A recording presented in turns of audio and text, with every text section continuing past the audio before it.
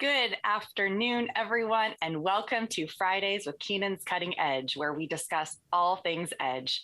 My name is Jenna, and I will be your host as we explore the dynamic world of Don Keenan's trial philosophy, The Cutting Edge. Those of you joining us live this afternoon are receiving early bird access to this episode. So you have the opportunity to ask questions and interact with our speaker. If you have a question, please type it into the comments section and we will monitor that and be sure to address it.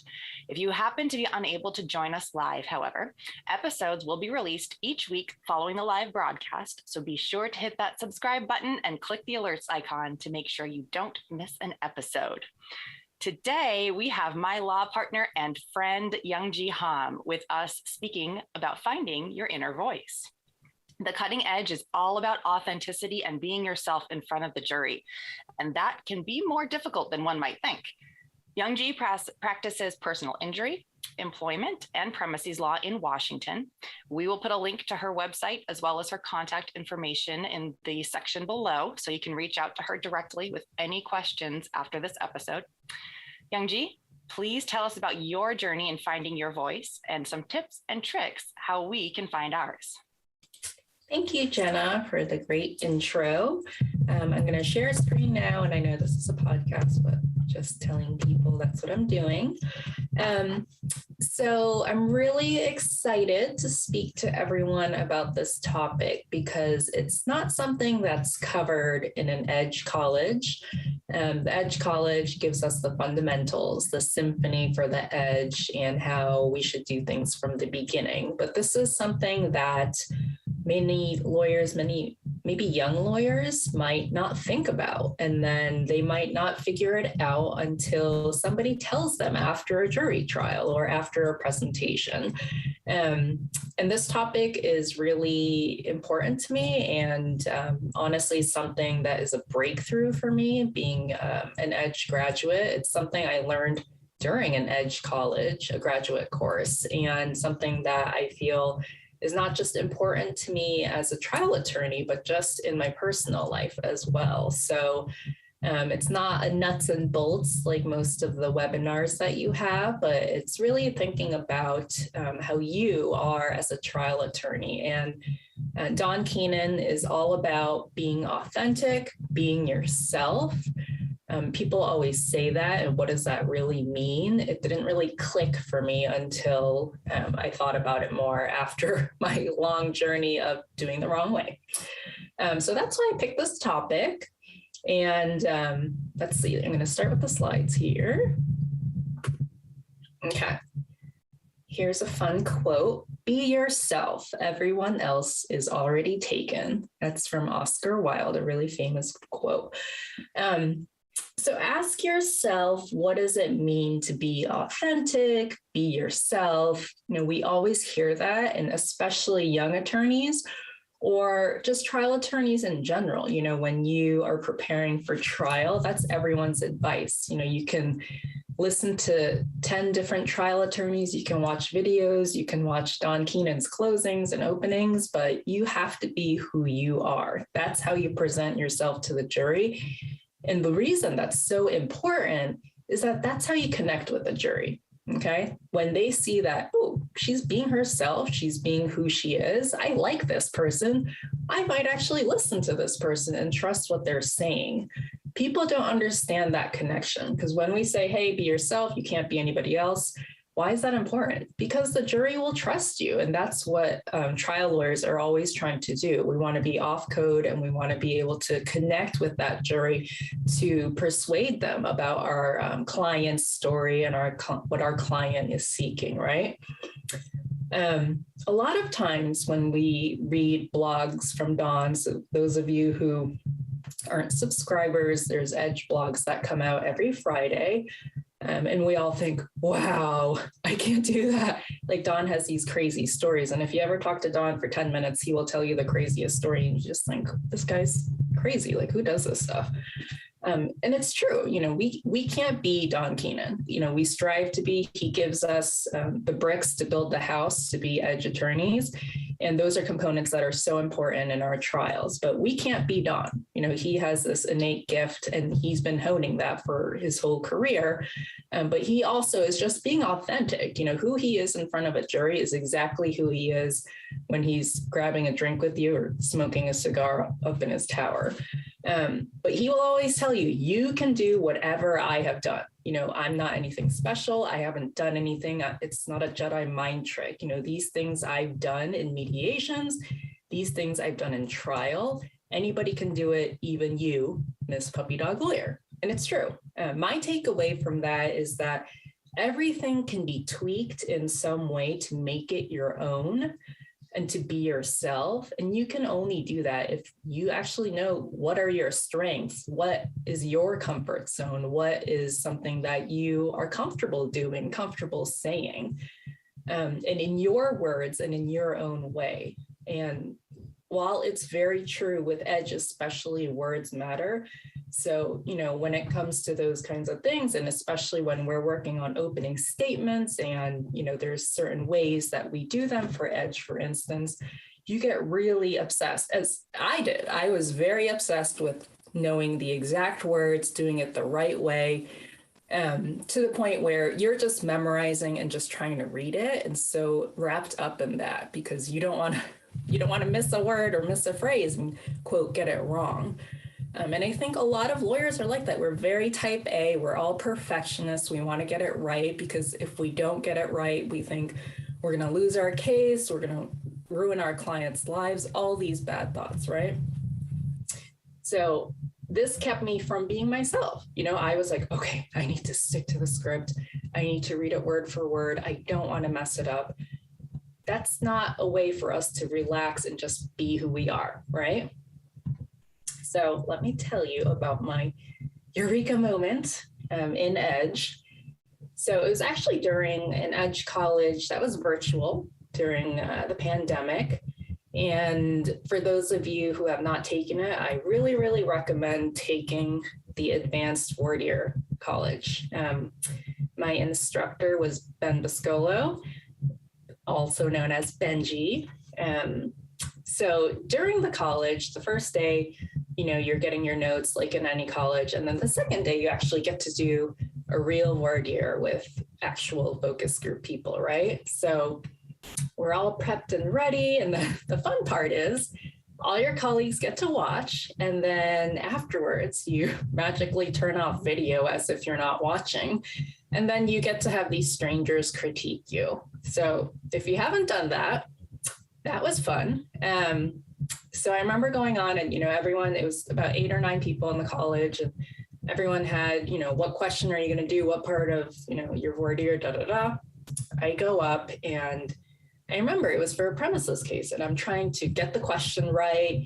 I wrote it down and I'm pretty much just reading and talking like this, not really showing myself. And Jenna's laughing because she knows what I'm talking about, but completely monotone, completely just serious, meek, just kind of very nervous, obviously showing that, I don't feel confident about myself, about the case, not in front of a crowd, all these thoughts, I didn't know that at the time, but the focus group people could see it. And during the critique, Ben, God bless him, he jumps on and says, oh, what do we think of that last attorney? What do we think of Young G?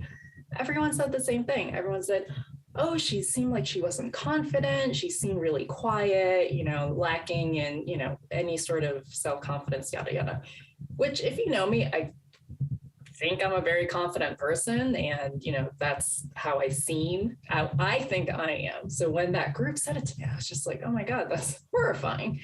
Also, what's great about Zoom is that you can record yourself and look back, and then you see, wow, these people are right. Like, that's so horrifying because that's not who I am, right? But then I thought to myself, but I read my script. I wrote down the question I wanted to ask that my class had critiqued. I presented it. So I'm having a disconnect. What can I do?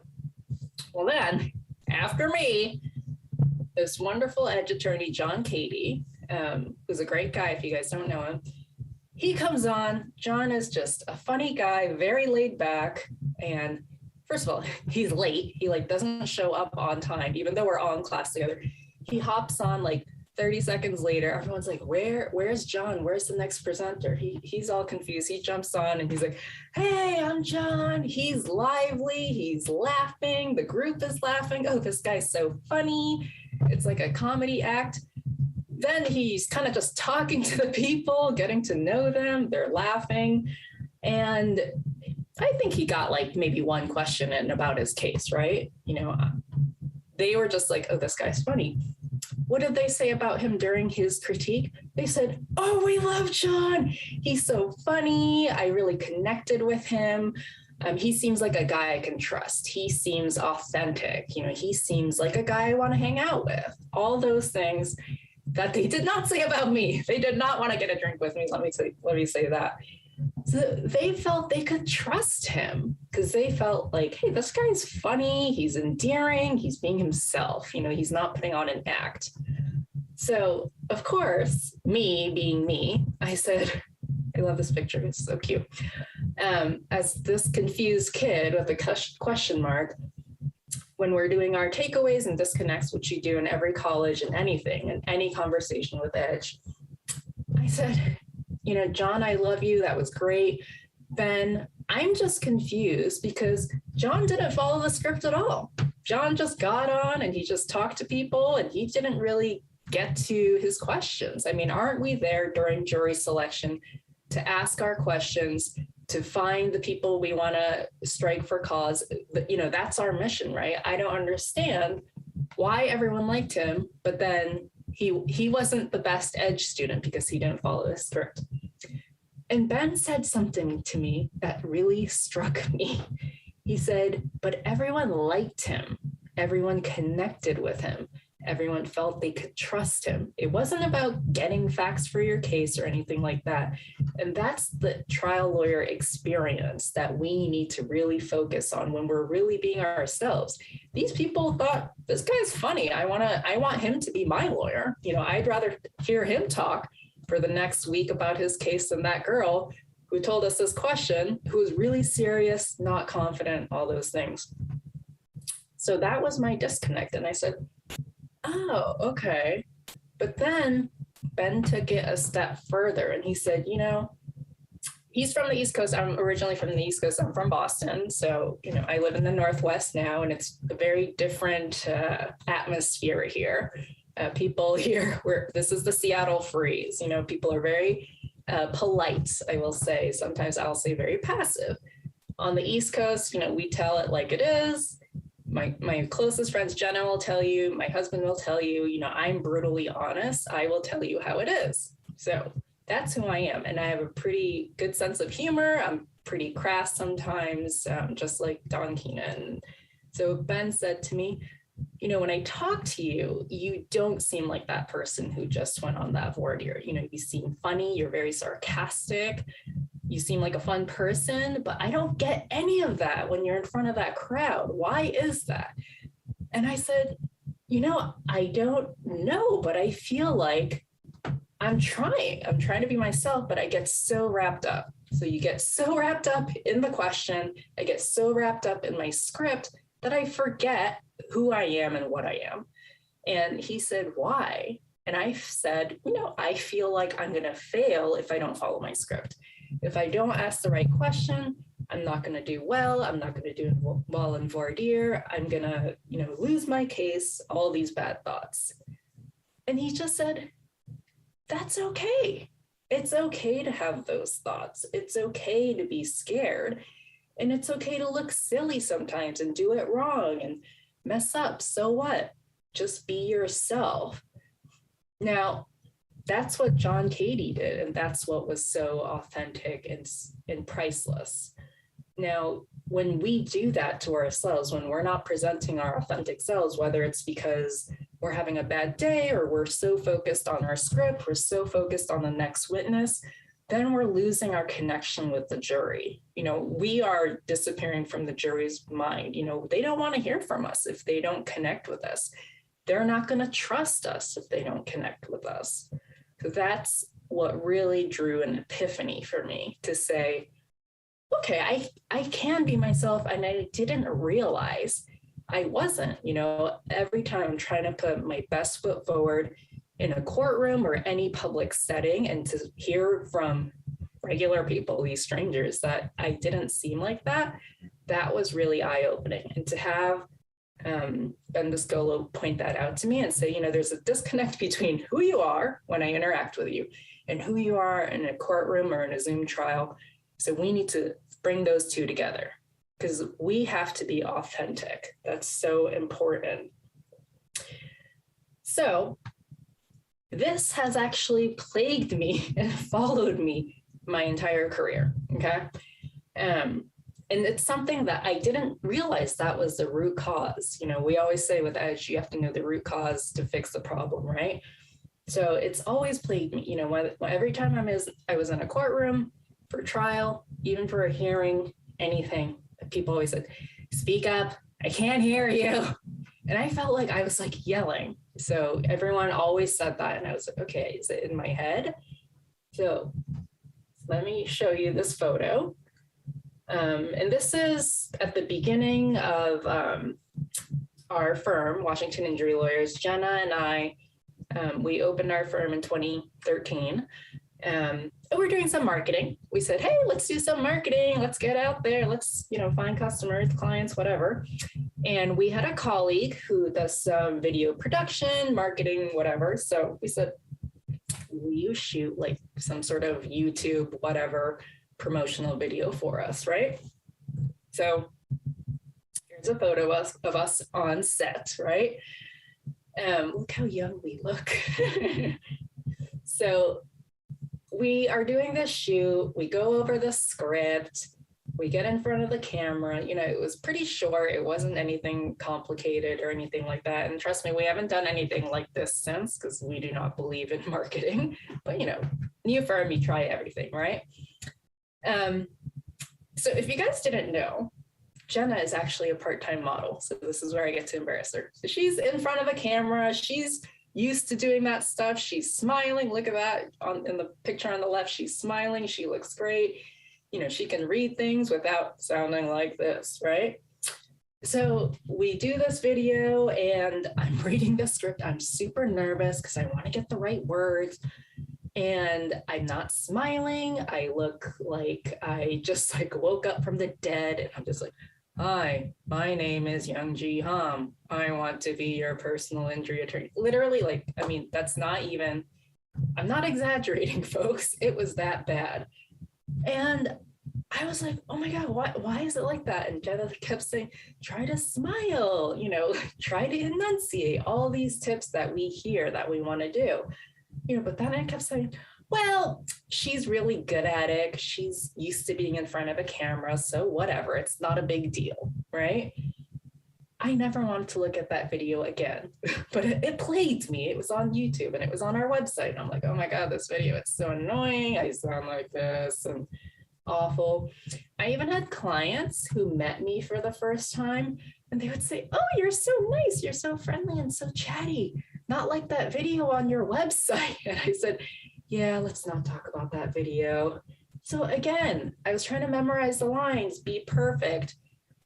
Also nervous, being in front of a camera, but now I've learned, okay, we don't have to be perfect. We want to be ourselves. Of course, yes, you want to get the right lines, but we want to be able to connect with people. And whether you're being recorded for something or in front of a courtroom, in front of a judge, in front of a veneer of 50, 60 potential jurors, you have to be you. It's not about getting the right word every time and getting it perfect. I would get so focused on the script or the outline and just lose myself.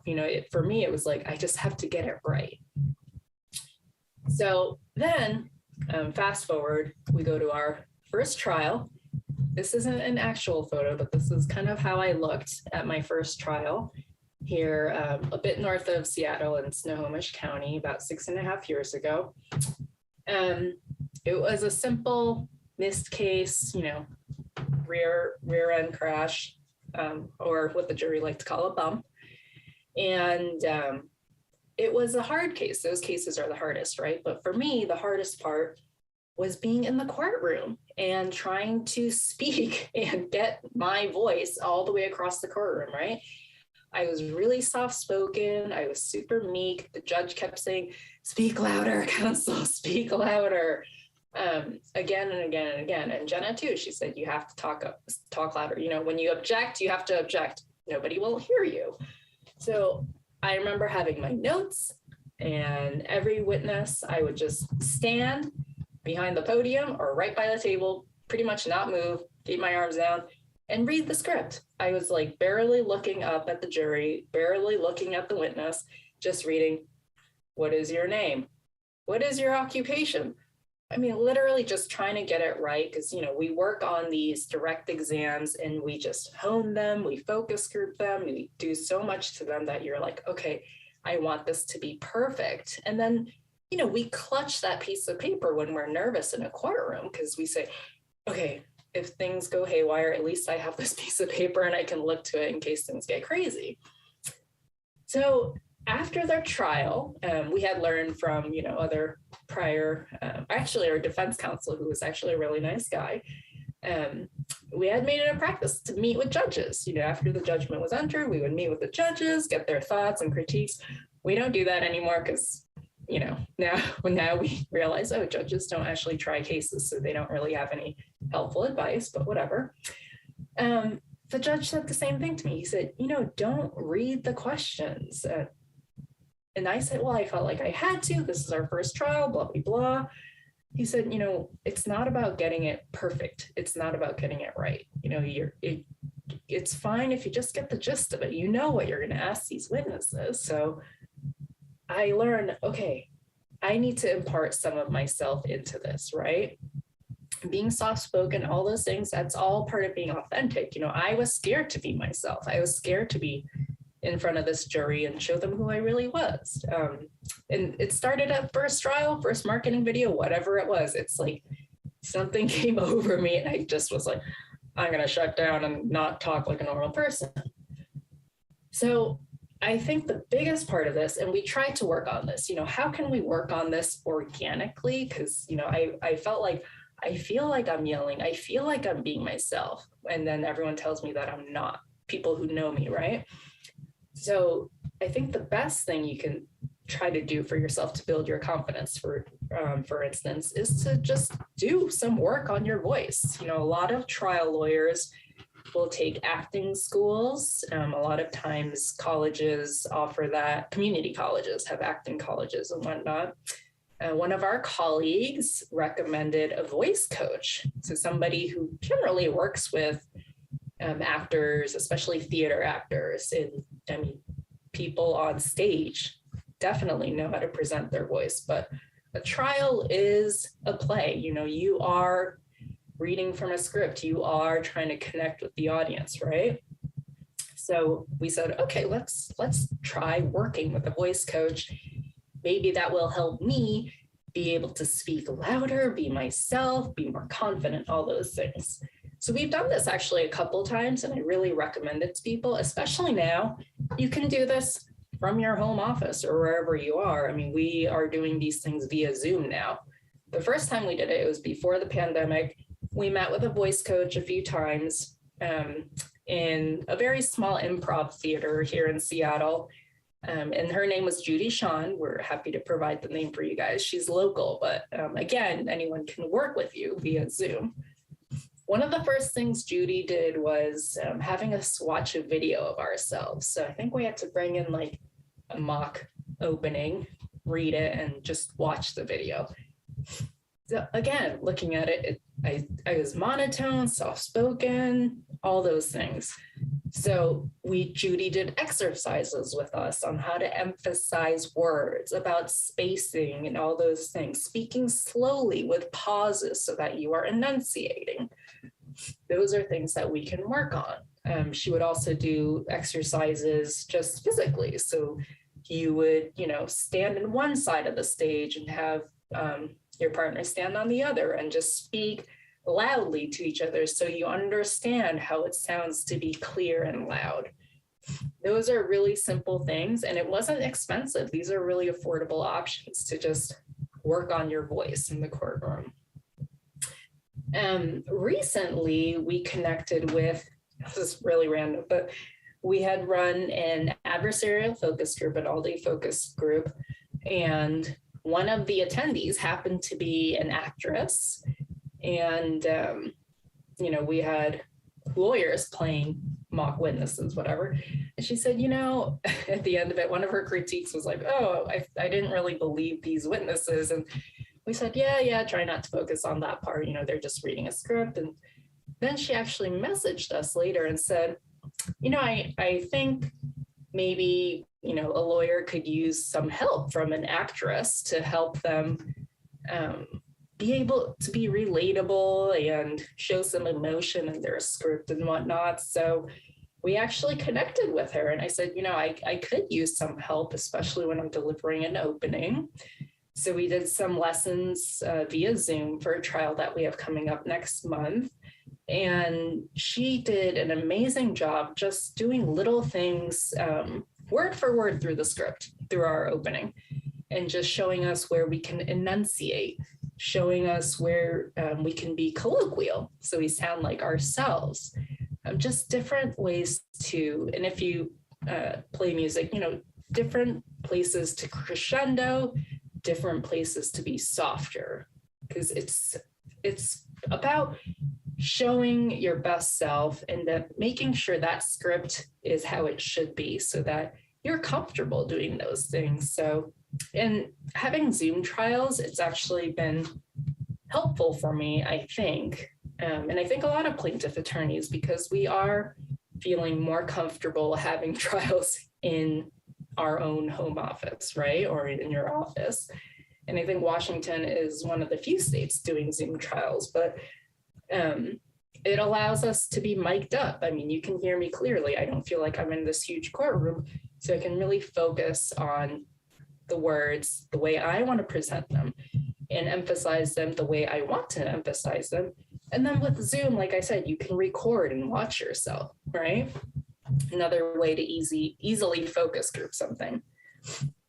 So I say try anything that works. Anytime you can work on your trial skills, it's a great way. And connecting with voice coaches, acting coaches, it's a really great way to just practice those things before you get in front of a focus group. So I really recommend that. And we're happy to provide the names of those teachers as well. Youngji, we do have a question from our live audience. Ooh, okay. And I think it ties in nicely with what you talked about. It, you might want to repeat a few things just to kind of highlight it in this context. But David Lacrosse asks, authentic and following a script, this is difficult for me. What tips do you have? So in addition to kind of what you've shared, do you have any other thoughts for David? I would say, with Edge, a lot of times we are following those scripts, right? And with my background in music, and I think this translates easily to our work as trial attorneys, practice makes perfect. So, having those scripts, but then practicing them in front of focus groups, recording them and doing them over again, you feel more comfortable. And when you're comfortable, you feel more confident. And that's how I see it. So,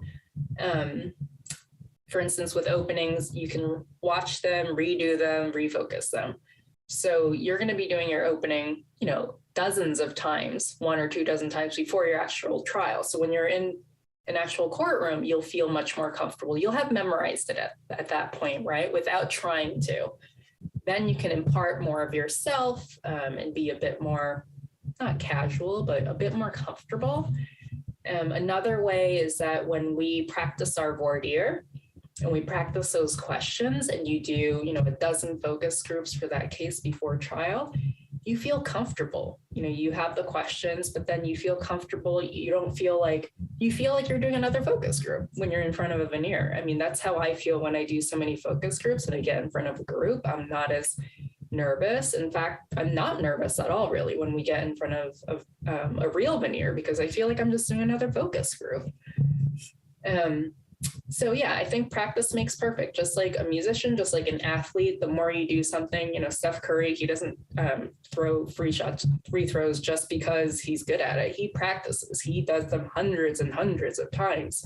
It's all about muscle memory and getting your body to recognize and be comfortable doing those things so that when you're doing it in a real trial, in a real courtroom, you're much more comfortable doing it. So, and it's so easy for us just to do it at home, just record yourself on Zoom, show it to others for critique, put it in front of a focus group, do it again, do it again. And our openings should be short. They shouldn't be that long. So you should be able to practice these things. Okay. Hopefully that answers your question. Okay. All right.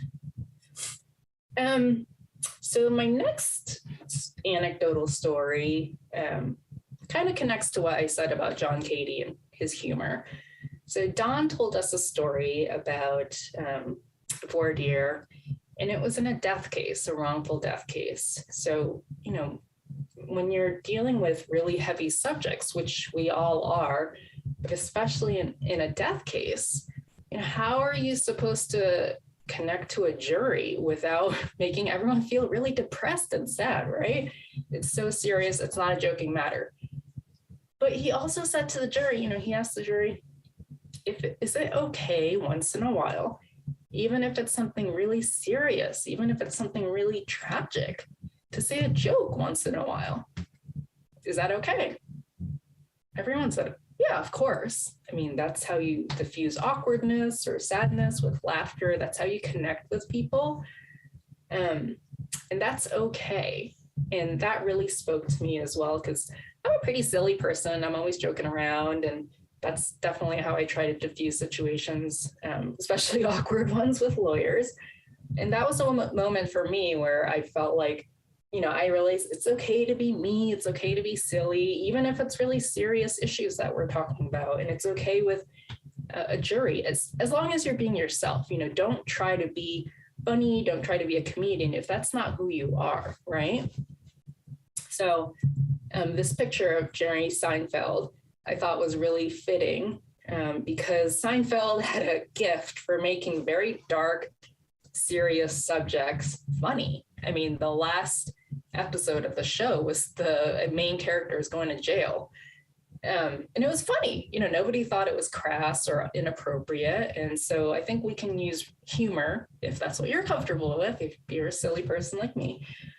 You can use humor to diffuse any sort of uncomfortable, awkward situations. And again, you're being authentic. You're being yourself. It's okay to tell a joke. It's okay to do those things. It's okay to laugh. I always felt like, oh, I need to be really serious. This is really serious stuff. And as a young attorney, I want people to take me seriously. And again, that's not being yourself, right? So here's a Dr. Seuss quote. And today you are you, that is truer than true. There's no one alive who is youer than you. And that's simple. I mean, these are simple things to say. We can't try to be somebody else. We have to be comfortable in our own skin, whether that's your work as a trial attorney in the courtroom, or whether it's just, even in a job interview, be yourself. Try to show people who you really are, because that's how juries are going to connect with you. And a lot of times, when clients get to know us and we get to know the clients, it's about them opening up and it's about being vulnerable. And that's scary. I mean, nobody wants to put themselves out there, and nobody wants to be in a situation where they feel like they're putting their barriers down. But that's how we have to be in the courtroom. And that's what we expect our clients. We tell our clients, when you are on the stand, this is your time to tell your story. And it's not for you to read a script and say, oh, my brain injury, it's affected my life, period. We want to hear stories and hear anecdotes and show people how lives have changed. And we can only do that if we show ourselves to people and allow people to connect with us, because somebody out there is going to think, I had the same thought. I feel the same as that person. I can connect with that person.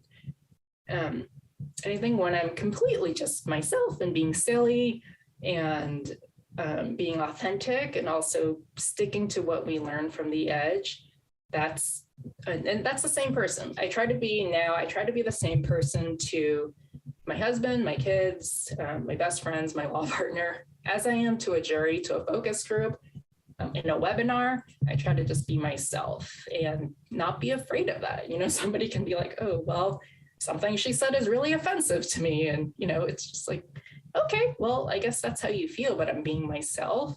And that's what's most important. And as trial lawyers, that's something we forget. And again, I love this topic because it's not something we learn. And it's, as the participant's question was, it's not something we learn in Edge. We learn about all the ways to do our openings. We learn about all the ways to do jury selection, but we don't learn all these back things that maybe some young lawyers, maybe some older lawyers have a hard time with.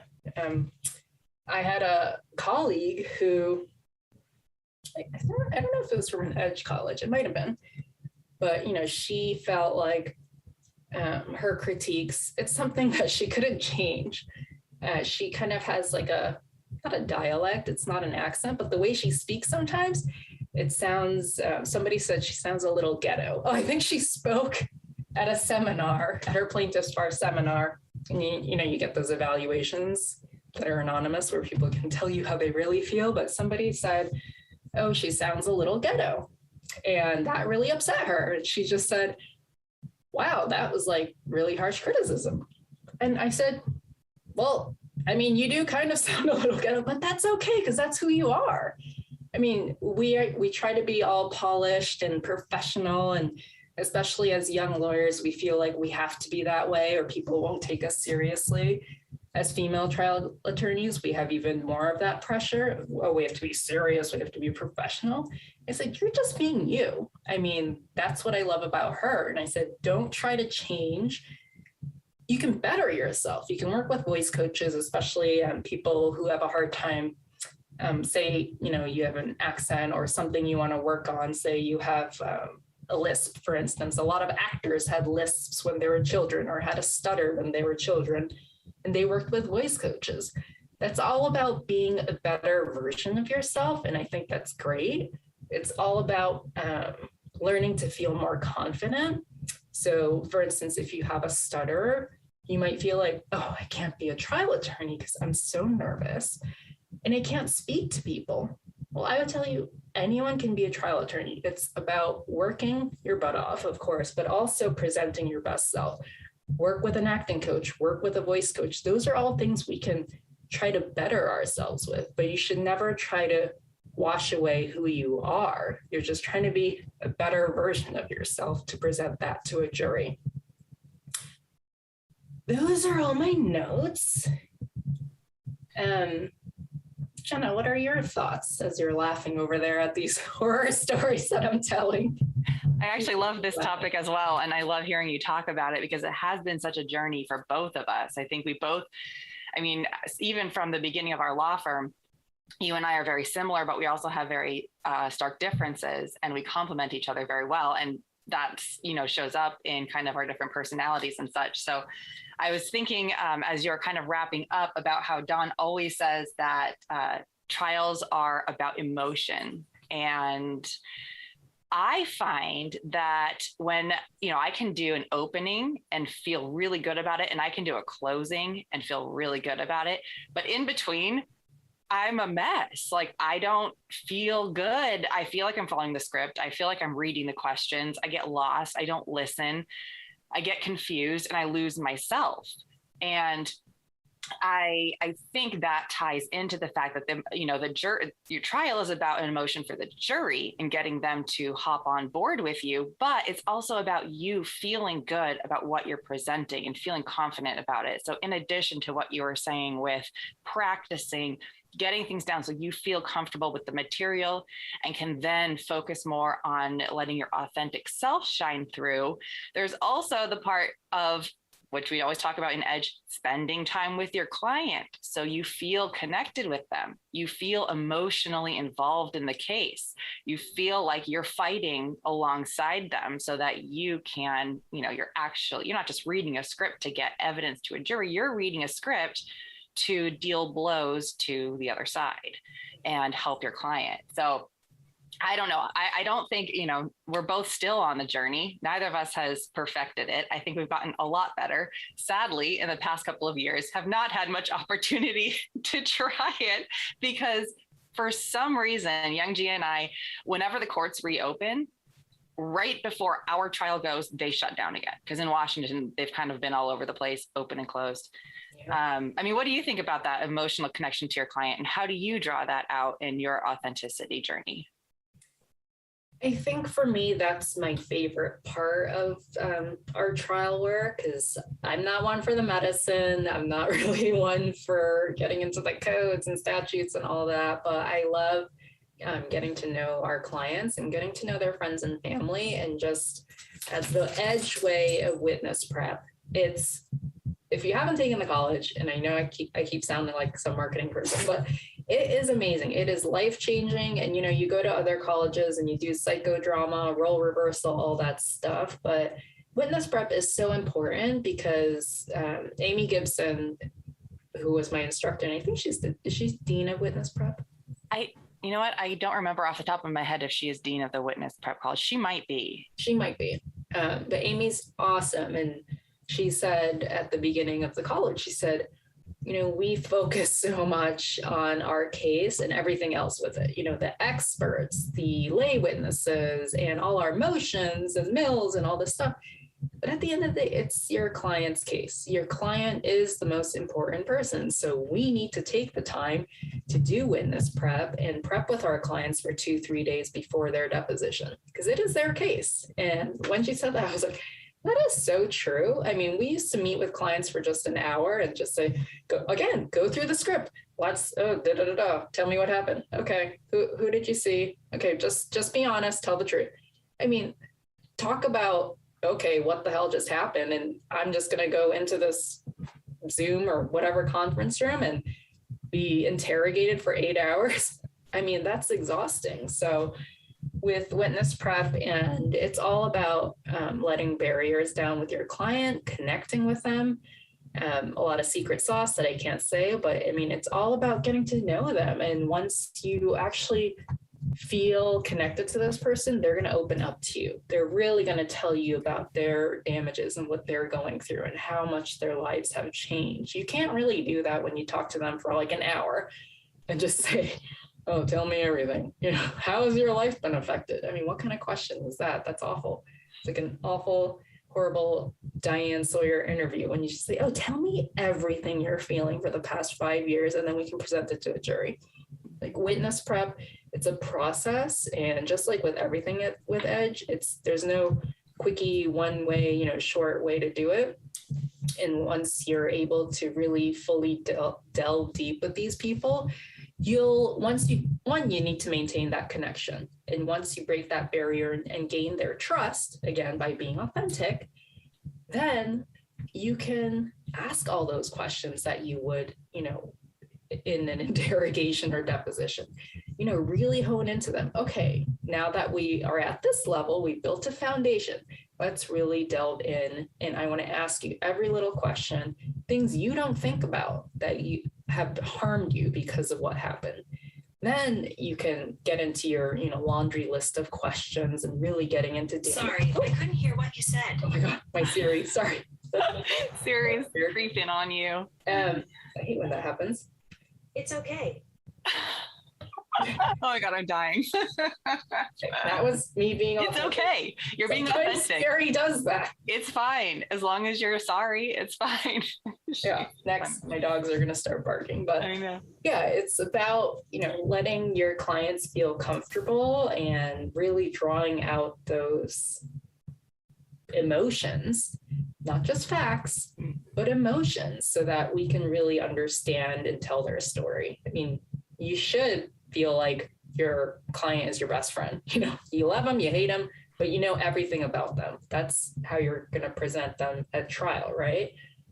So that's the part I like. I don't like talking to doctors. I don't like talking to experts. I like talking to my client and just talking to them like I would to a friend, and getting to really know them, asking them questions they don't even think about, or that their spouses don't even talk about, or their kids don't even talk about. So that's what it's all about. Yeah, and I think a jury can pick up on that relationship as well.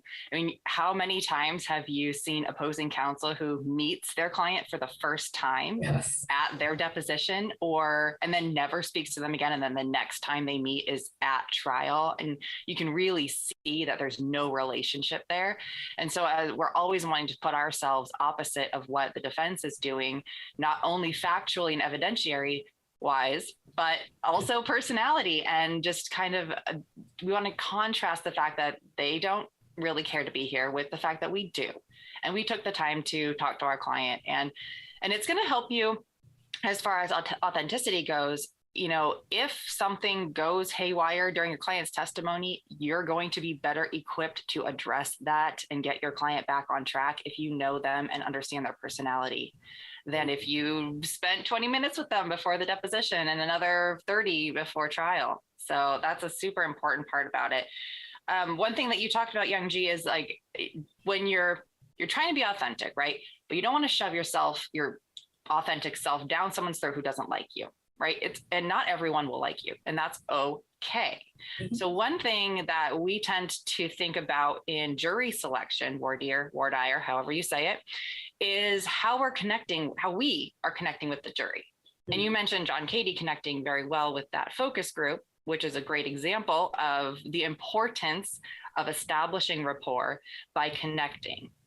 And I think it's important to think about that as you go through. I mean, we have had several trials where it is only the relationship between us and the jury that is carrying us forward.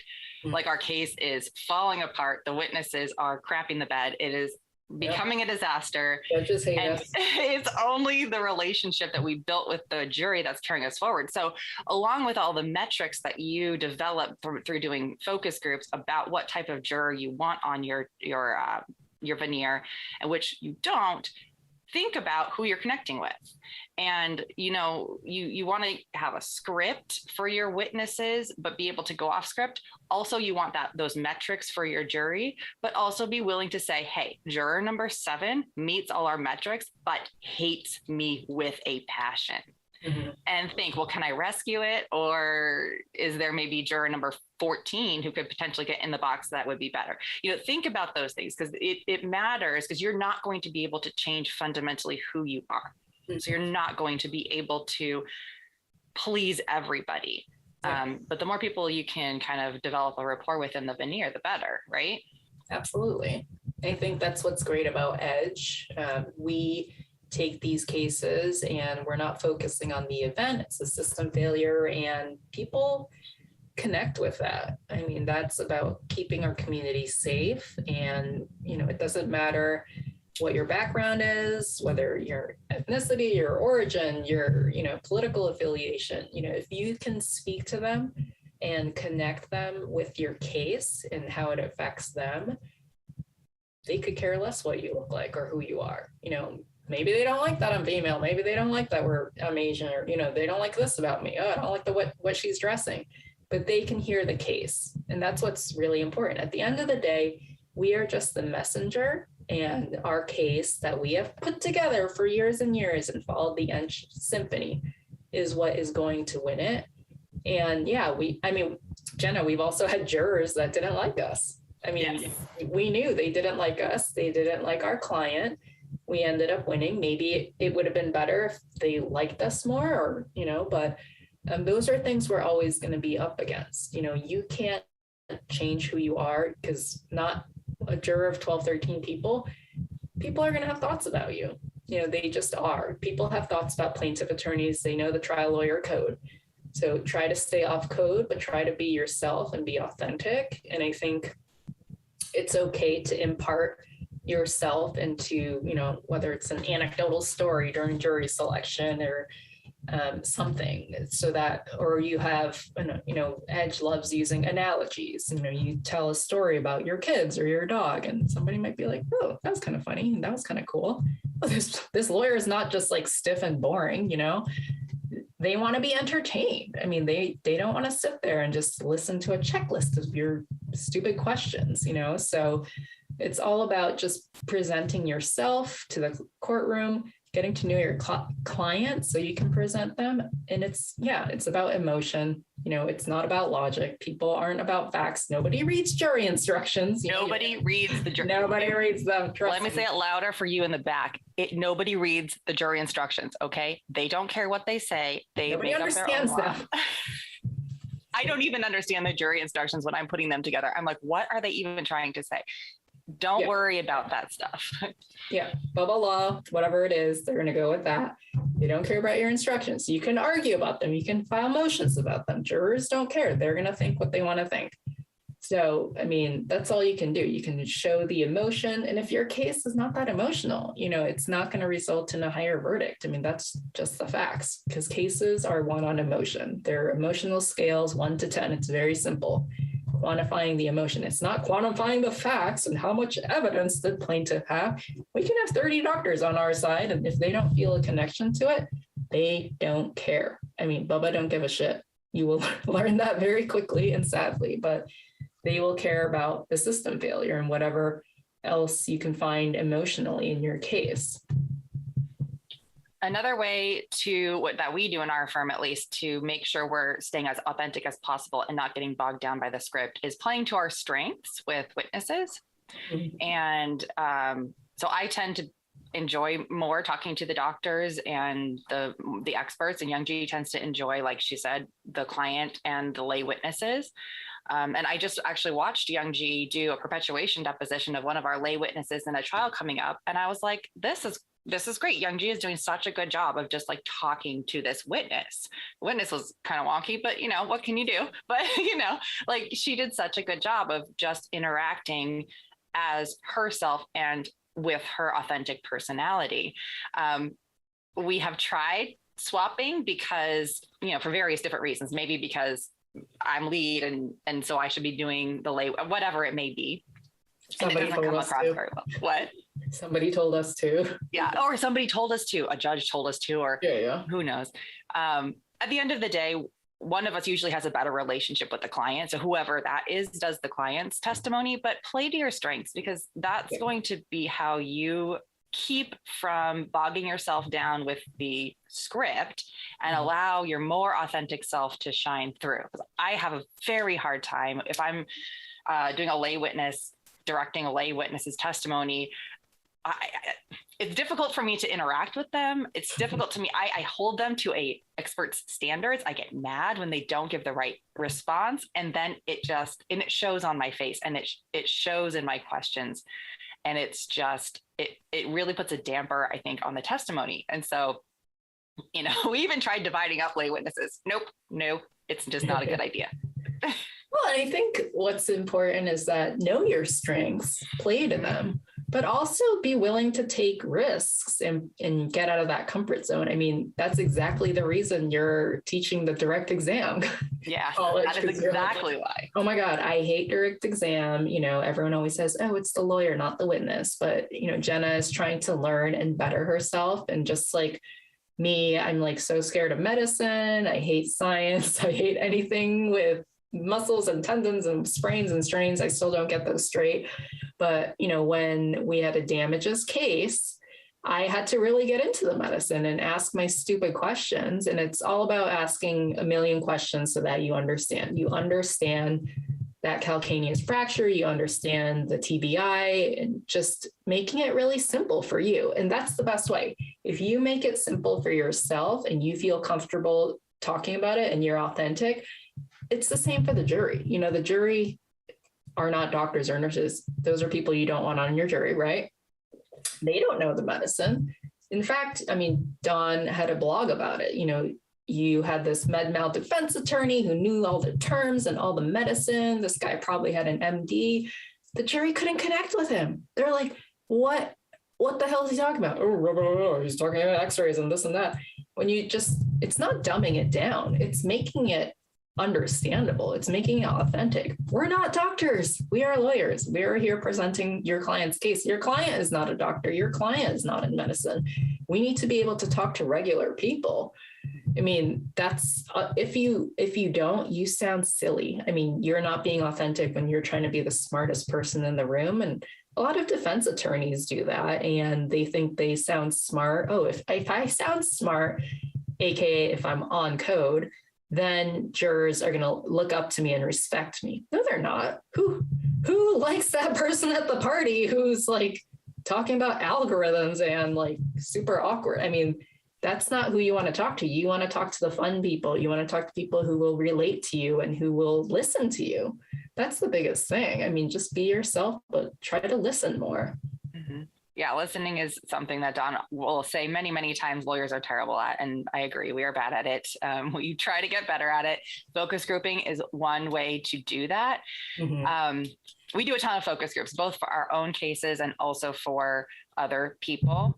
And we can do them nationally because we have, everything is via Zoom. So if you need help with that, let us know. But we do, there are so many things that can come from that with authenticity. I mean, you get to practice talking to people. You get to practice what works and what doesn't work, what questions work and what questions don't work.